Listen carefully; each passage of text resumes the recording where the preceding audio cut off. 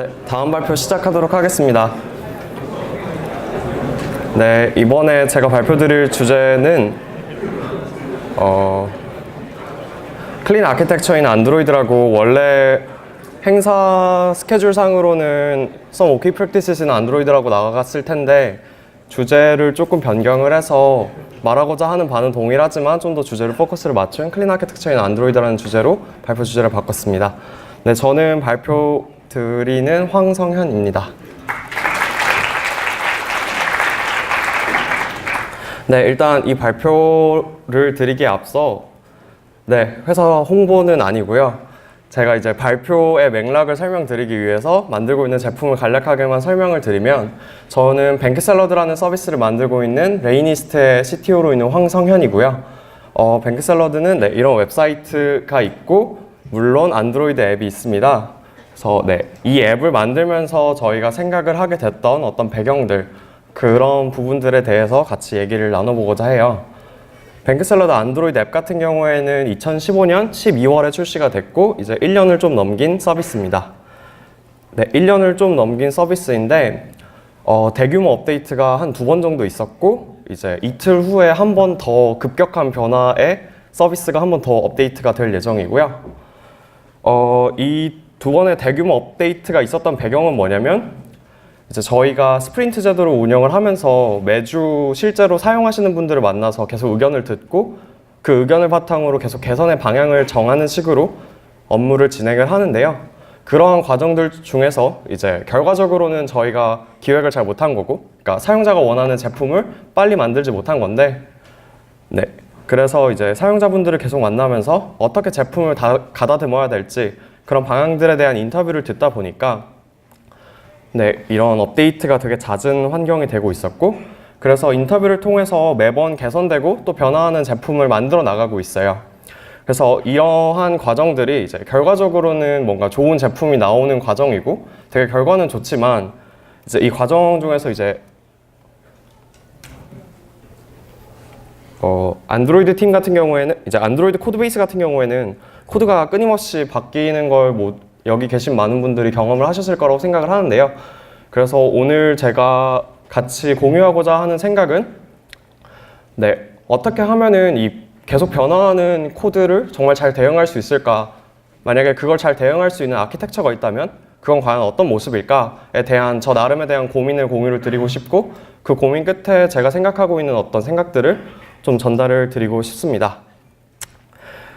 그래서 코드가 계속 바뀌는 환경인데요. 이제 발표를 준비하면서 뭔가 여기에 적합한 문구를 찾다 보니까 변화 외에 영원한 건 없다고 이제 기원전 500년 전에 어떤 철학자분이 이미 말씀을 하셨더라고요.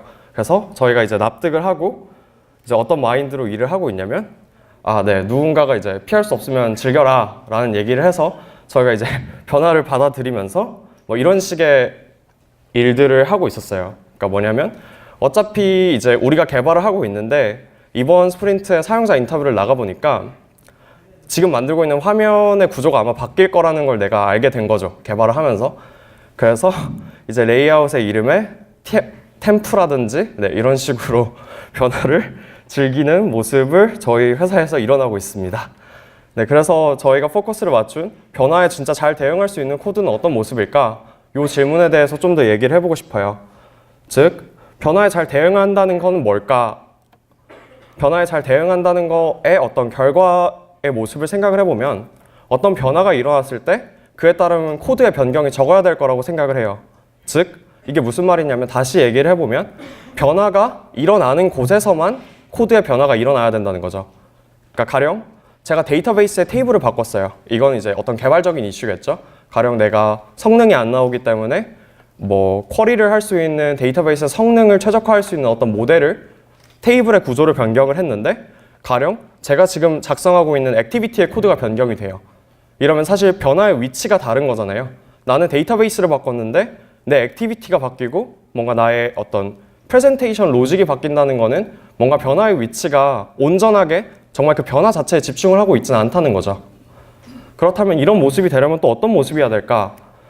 보니까 코드가 잘 분리가 되어 있어야겠네요. 즉, 데이터베이스 테이블이 변화가 됐을 때 테이블에 대한 어떤 코드가 바뀔 수 있어야 되고 내가 어떻게 화면에 보여줄지에 대한 코드와 데이터베이스의 테이블이 분리가 되어 있어야 변화가 일어난 지점에 대해서만 코드의 변화가 있을 수 있는 거잖아요. 즉 코드가 잘 분리가 되어야겠다 하는 이런 결과가 있었고, 그럼 코드를 어떻게 나누는 게 좋은 거냐, 정말 분리가 많이 되면 될수록 좋은 거냐 하면 또 그건 아니라고 생각이 들었어요. 그럼 어떻게 해야 정말 잘 분리가 되어 있다고 얘기를 할 수 있을까? 이런 부분에서 저는 약간 이런 생각을 한 거죠. 코드가 정말 본질에 맞게끔 설계가 되어 있어야 된다.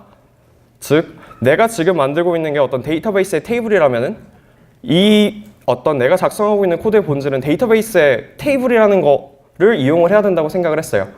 가령 이게 데이터베이스의 테이블인데, 즉 데이터베이스에 어떻게 저장되는지에 대한 형태를 정의하는 건데 그걸 내가 어떻게 레이아웃을 구성할까 라는 부분에서 쓴다면 이건 본질에 맞게 코드가 설계되지 않았다고 어떤 그런 냄새가 나는 코드라고 생각을 하는 거죠. 그렇다면 이 본질이라는 말이 굉장히 약간 현학적인 말일 수도 있고 너무 관념적인 말이라서 이 본질이라는 것들은 뭘까?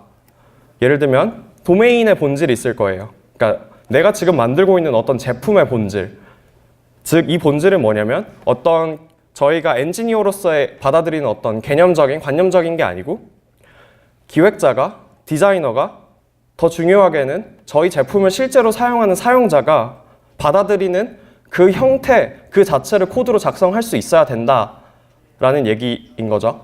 즉 예를 들어서 우리가 기획이 바뀌었어요. 그래서 내가 보여주던 형태가 바뀌었는데 그 어떤 기획이 변화하는 거는 사용자가 우리 제품을 사용할 때 가지고 있는 어떤 관념들이 움직이는 거지, 실제 그 관념들을 어떻게 보여줄까가 바뀌는 거지 사실 그 본질 자체는 바뀌지 않는다는 거죠.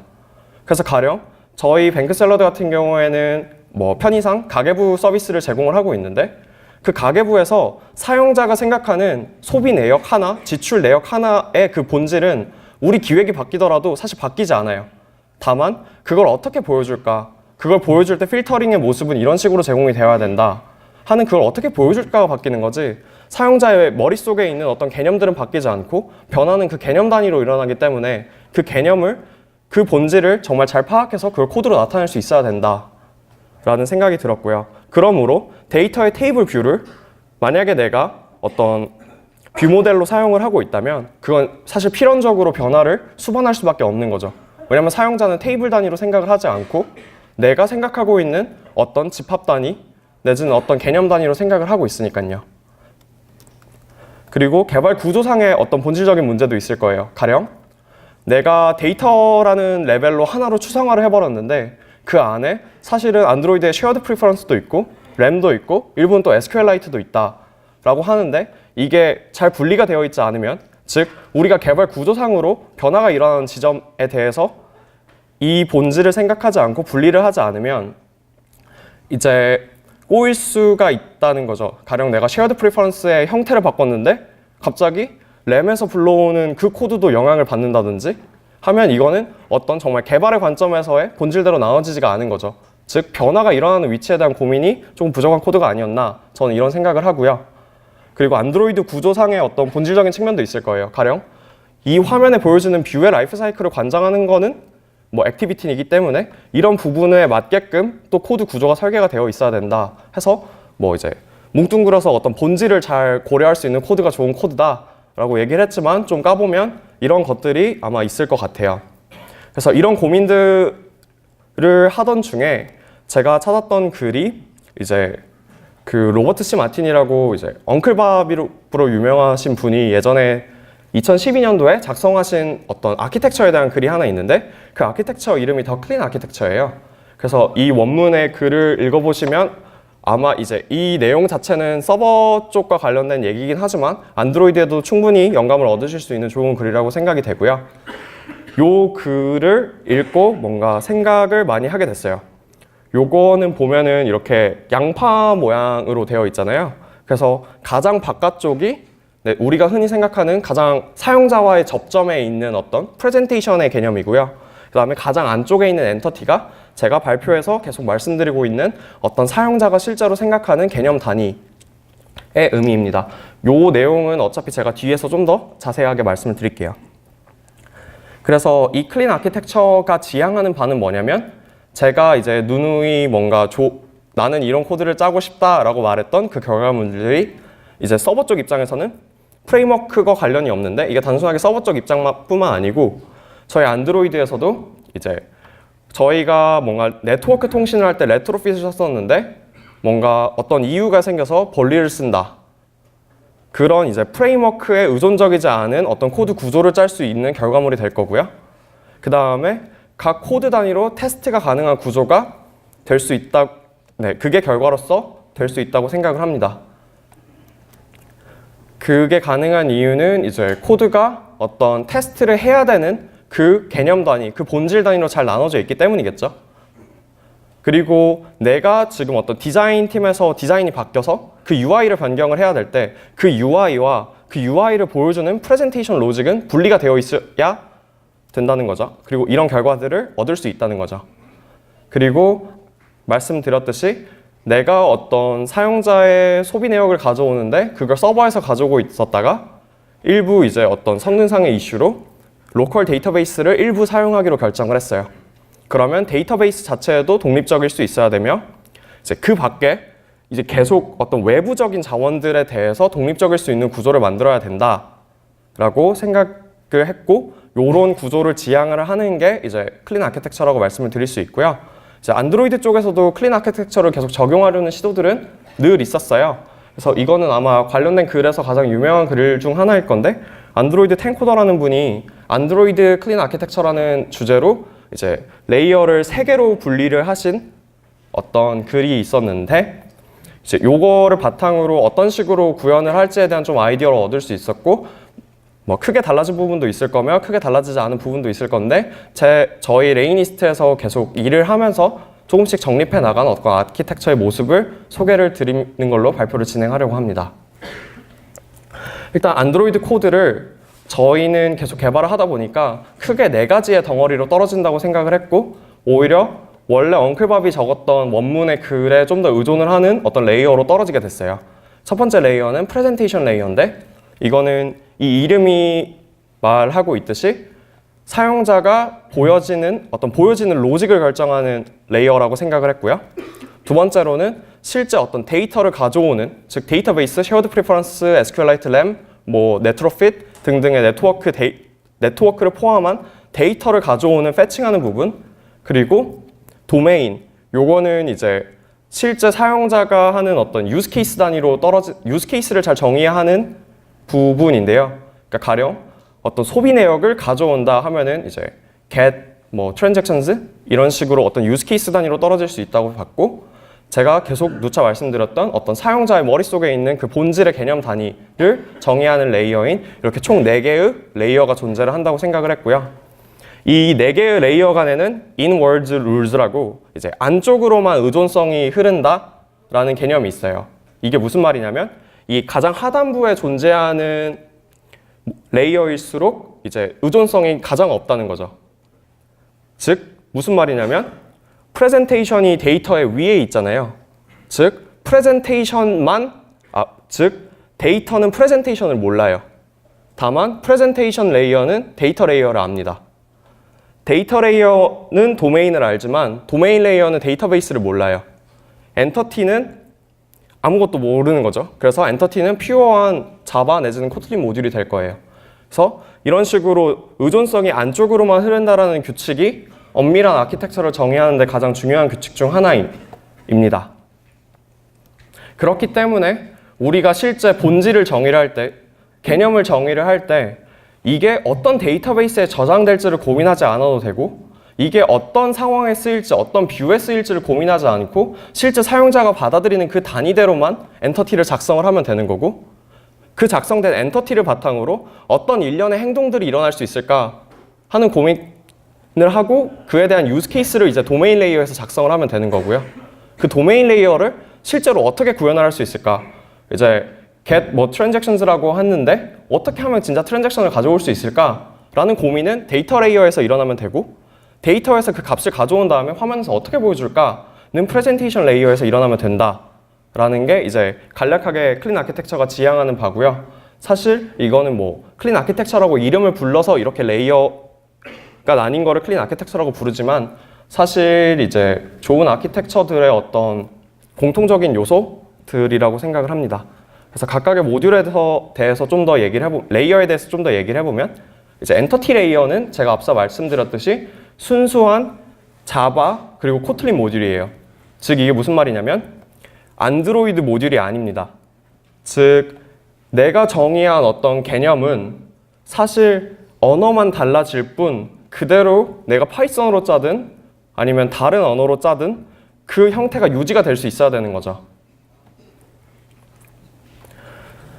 그러므로 안드로이드와의 의존성이 없다는 건데, 즉 무슨 말이냐면 예를 들어서 내가 어떤 예를 들면 투두 앱을 상상을 해보면 투두의 리스트가 화면에 있는데 그 투두 하나를 눌렀어요. 그럼 보통 투두의 상세 뷰가 나오잖아요. 투두 디테일 액티비티를 띄우잖아요. 근데 그럴 때 이제 파서러블로 값을 넘기는 경우도 있고 투두의 그 아이디만 넘겨가지고 다시 부르는 방식도 있는데 파서러블로 넘길 수가 없다는 거죠. 이 엔터티는. 왜냐면 파서러블이라는 걸 정의하는 순간부터 이제 안드로이드에 디펜던시가 생긴다라고 생각을 하는 거죠. 왜냐면 이게 뷰에서 어떻게 옮겨질지를 내가 고민해가지고 이 클래스에 작성을 하는 거잖아요. 즉 이런 건 만약에 이런 파서러블을 내가 만들어야 되는 시점이 온다면 이건 프레젠테이션 레이어에 존재하는 어떤 뷰 모델로 구현이 돼야 되는 거지 사용자는 파서러블을 생각하지 않기 때문에 그것만 생각을 하면 된다라는 게 이 엔터티 레이어에 대한 어떤 정의일 것 같고요.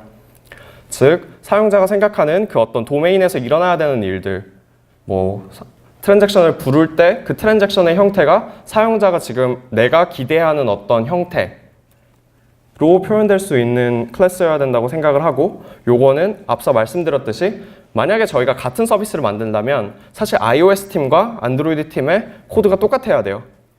그러니까 쓰는 이름이나 아니면 타입이나 이런 게 사실 다를 필요가 전혀 없고 그냥 언어만 다를 뿐이어야 된다라고 생각을 합니다. 그리고 이건 서버에서도 마찬가지고요. 왜냐하면 어차피 같은 서비스를 만드는 거고 같은 사용자가 생각하는 개념을 표현한 거기 때문에 사실 코드가 달라질 필요가 저는 없다고 생각은 해요.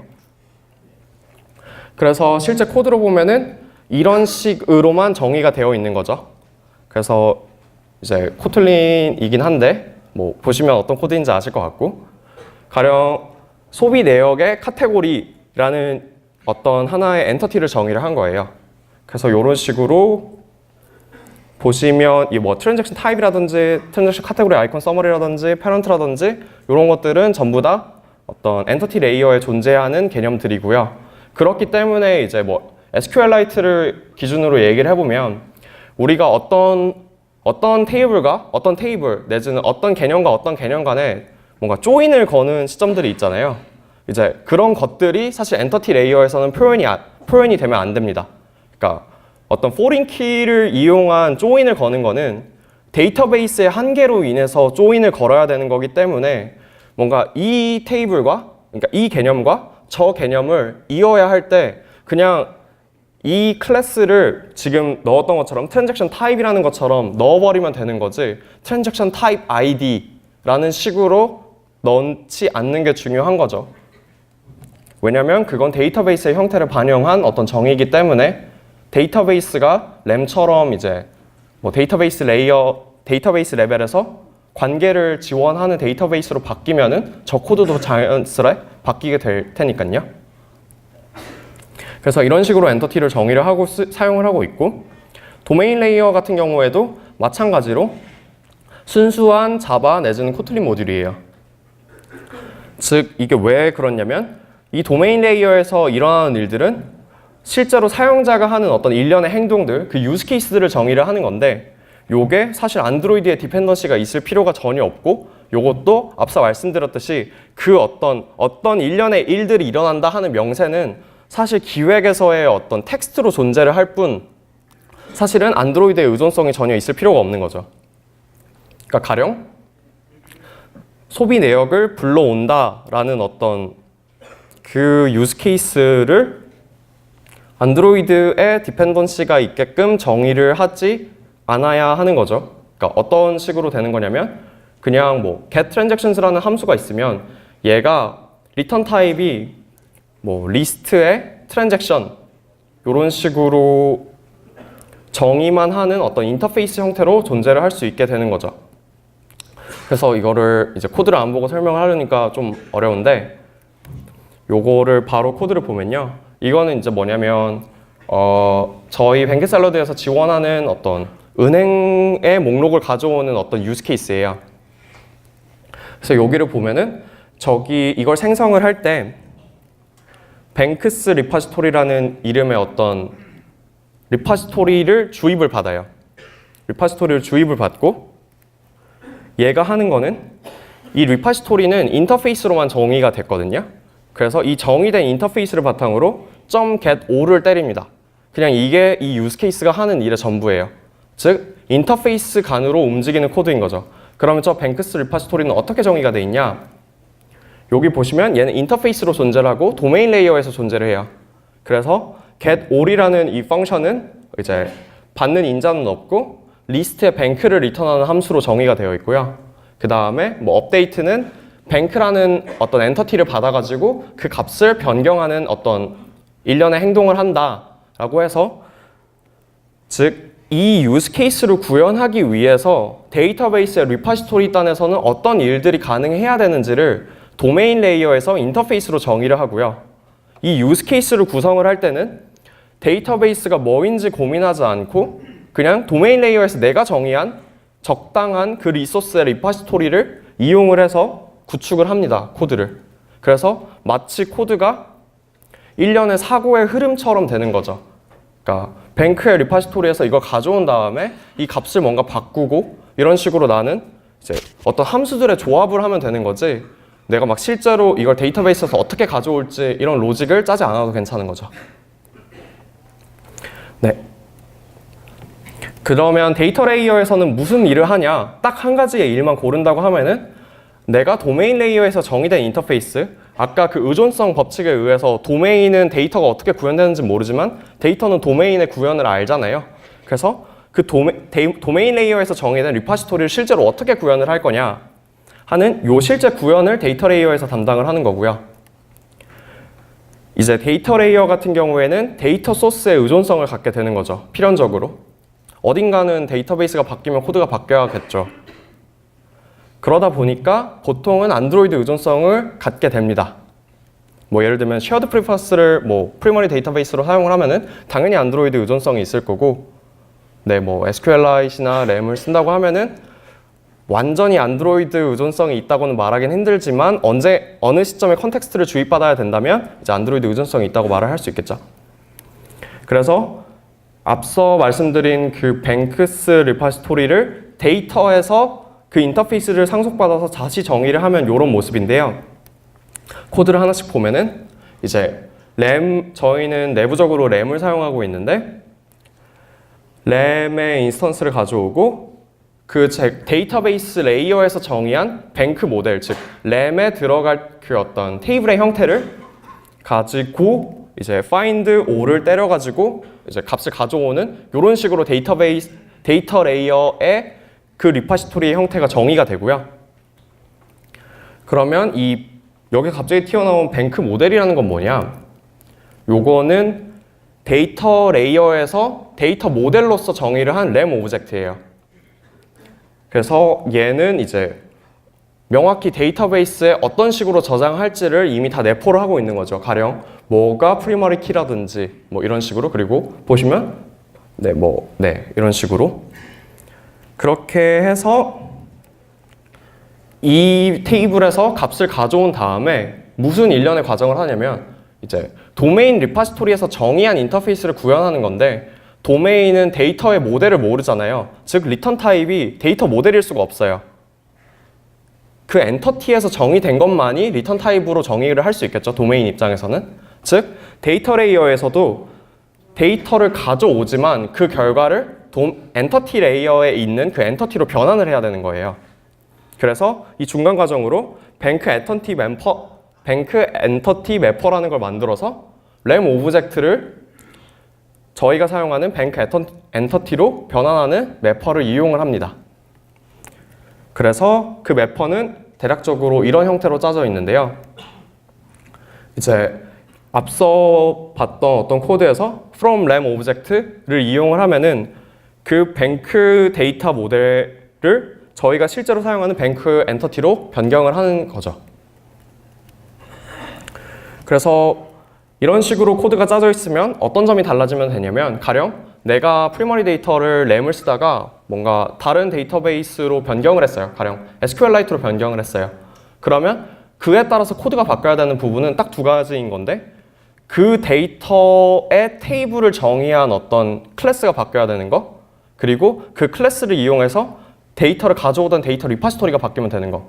즉, 이 코드에서 램 get default instance가 아니고 뭐 SQLite 오픈 데이터베이스 이런 식으로 앞단의 코드가 바뀌고, 내가 다시 정의한 SQLite의 어떤 형태에 맞는 테이블을 가져오는 로직으로 바뀔 거고, 나머지는 다 동일한 거죠. 즉, 데이터가 바뀌는 위치에 따른 데이터의 변화만 이제 강제할 수 있다라는 식으로 생각하시면 될 것 같고, 근데 제가 앞서 보여드렸던 거는 이제 로컬 데이터베이스에 저장되어 있는 어떤 은행이라는 엔터티를 가져오는 거였는데요. 똑같은 뱅스 리파지토리라는 인터페이스를 다른 형식으로 또 구현을 할 수가 있어요. 가령 로컬 데이터베이스에 처음에 세팅을 할 때는 서버에 최초로는 받아오거든요. 그러면 이제 어떤 점들이 좋은 거냐면, 네트워크 리파지토리라는 어떤 다른 데이터 레이어에 존재하는 다른 리파지토리를 하나 더 정의할 수 있어요.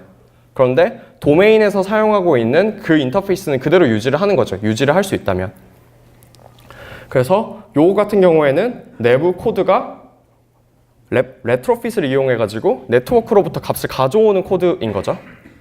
그리고 여기에서 사용되고 있는 뱅크는 그 램의 데이터 모델이 아니고 네트워크의 리스판스를 정의한 요런 모델이 되는 거죠. 즉, 서버에서 제이슨으로 받아오는 이 값. 그래서 서버에서 보내주는 제이슨의 형태가 달라진다 하면은 이제 이 코드만 바뀌면 되는 거죠. 그래서 이런 식으로 하나의 유즈 케이스를 사용을 할 때 프레젠테이션 레벨에서 이게 앱의 초기이기 때문에 서버로부터 받아야 된다, 내지는 아니면 이미 서버로부터 받아왔기 때문에 로컬 데이터베이스에서 패칭을 해오면 된다 하는 그 어떤 결정 로직은 사실 맥락이 존재하는 거잖아요. 이게 최초인지 아닌지, 즉 사용자한테 이게 보여졌었는지, 이미 1회가 실행이 됐었는지 안 실행됐었는지 하는 부분은 프레젠테이션 레이어에서 유즈 케이스를 이용을 할 때 어떤 리파지토리를 주입을 할 거냐에 따라서 달라지는 거죠. 즉, 우리는 그냥 getBanks라는 어떤 일련의 하나의 개념을 표현한 행동을 사용을 하되, 그 안에서 주입하는 리파지토리가 다르면 이제 다른 어떤 맥락을 갖게 되는 거죠. 그래서 마지막 레이어인 프레젠테이션 레이어는 이제 UI 레벨에서의 처리예요. UI 레벨이기 때문에 우리가 흔히 생각하는 어떤 MVP 패턴이라든지 MVC 패턴이라든지 이런 안드로이드 의존성이 세게 걸리는 레이어고요. 저희는 이제 뭐 MVVM과 MVP에서 고민을 하다가 이제 많은 분들이 또 MVP를 사용하시기에 대세를 따라서 뷰와 프레젠터 모습을 사용을 하고 있어요. 그래서 이 프레젠테이션 레이어가 그러면 어떤 식으로 조합을 하는지를 좀 보여드리면, 일단 어떤 프래그먼트를 이런 식으로 저희는 타입을 강제를 하고 있어요. 그러니까 이 프레젠터와 이 뷰의 관계를 이런 식으로 베이스 프래그먼트라는 식으로 정의를 해서 강하게 타입을 체킹을 하고 있고, 이 프래그먼트가 특정 오거나이제이션 뷰 이런 식으로 구현을 하게끔 하고 있고, 이 뷰가 이제 프레젠터를 갖는 거죠. 그래서 오거나이제이션 프레젠터라는 식으로 요거를 만들고요. 그 다음에 on view created, 그러니까 라이프 사이클을 관리하는 게 프래그먼트 내지는 액티비티잖아요. 그래서 뷰가 생성이 됐을 때 프레젠터에 요런 함수가 있어요.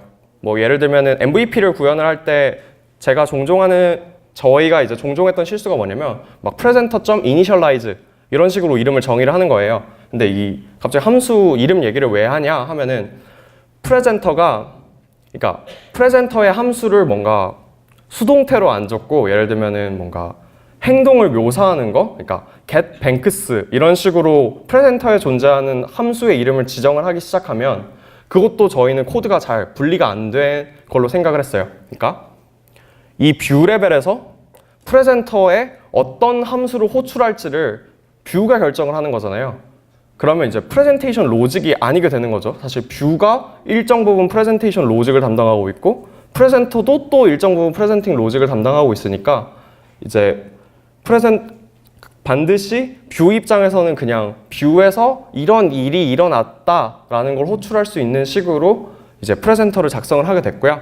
그래서 뷰의 onViewCreated에서는 뭐 presenter.initialize 이런 식으로 호출하는 게 아니고 presenter.onViewCreated 이런 식으로 입력을 하게 했고요. 그 다음에 뭔가 next 다음 버튼이 눌렸다 했을 때 뭐 다음 버튼이 일어났을 때 행동을 묘사할 수도 있겠지만 저희는 그것보다는 그냥 presenter.onNext 버튼 클릭드라는 이 함수를 호출하는 게 좀 더 의미상 맞고 이런 네이밍을 지향함으로써 더 나은 어떤 코드의 구조가 될 수 있다고 생각을 했어요. 즉 내가 사실 어떤 레이아웃 레벨에서의 디펜던시가 세게 걸리는 부분은 이제 액티비티 내지는 프래그먼트잖아요. 그런데 그 레이아웃에 뭔가 버튼들이 여러 개로 쪼개지거나 하는 부분을 이제 프레젠터의 어떤 일련의 함수들을 호출하는 식으로 구성을 하게 되면은 이제 뭔가 아키텍처가 그런 변화에 또 프레젠터 코드가 바뀌어야 되는 그런 불상사가 있다고 본 거죠. 네, 그래서 이런 식으로 이제 앞서 보여드렸던 프레젠터를 구성을 하고 있고요. 이 프레젠터가 생성하는 시점에 유즈 케이스를 주입받을 수 있어요. 이제 주입받을 수 있는 이유는 테스터블한 코드를 짜기 위해서 주입을 시키는 형식으로 구성을 하고 있고요. 여기 보면은 get banks 안에 banks 리파지토리 중에서 데이터 레이어에서 이걸 구현한 두 개 중에서 이 맥락에 맞는 bank 네트워크 리파지토리를 주입을 합니다. 이렇게 주입을 하고 이제 뷰가 on destroy 될 때 이제 unsubscribe를 하고요.